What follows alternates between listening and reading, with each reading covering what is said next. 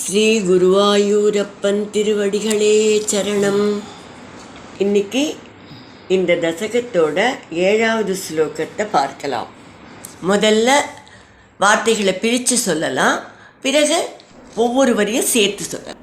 பவச்சக்ரஜோதிஷ் भवच्चक्रज्योतिष कणलवनिपातेन विधुते कनलवनिपातेन विधुते ततो मायाचक्रे विततघनरोषान्धमनसं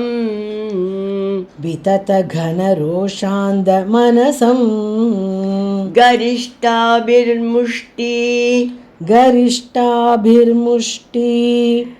प्रकृतिभिः अभिग्नन्दमसुरम्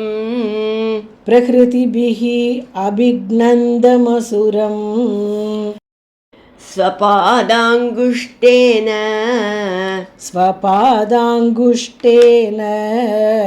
श्रवणपदमूले निरवधिः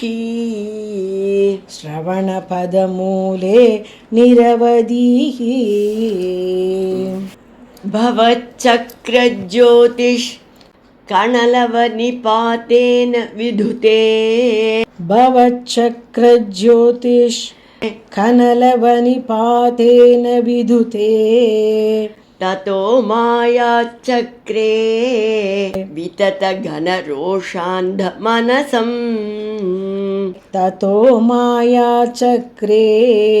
विततघनरोषान्धमनसं गरिष्ठाभिर्मुष्टि प्रकृतिभिः अभिग्नन्दमसुरम्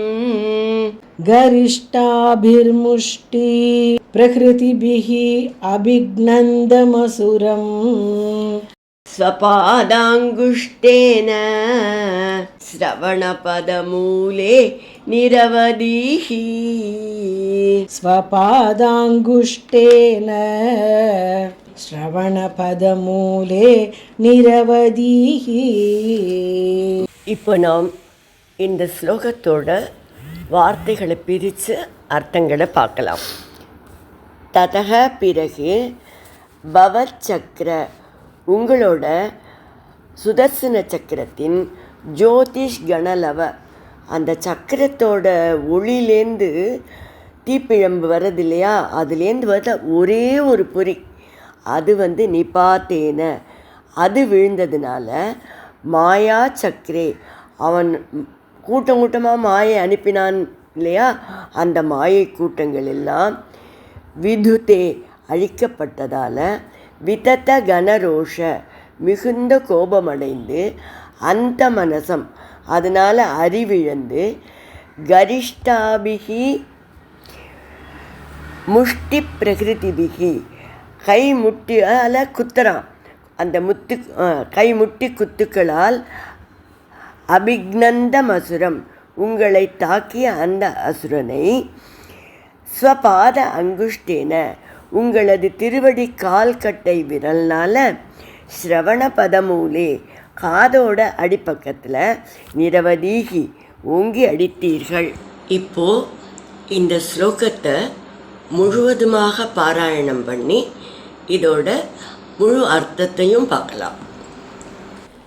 भवच्चक्रज्योतिष कणलवनिपातेन विधुते ततो मायाचक्रे विततघनरोषान्धमनसं गरिष्ठाभिर्मुष्टि प्रकृतिभिः अभिग्नन्दमसुरम् स्वपादाङ्गुष्ठेन श्रवणपदमूले நிரவதிः.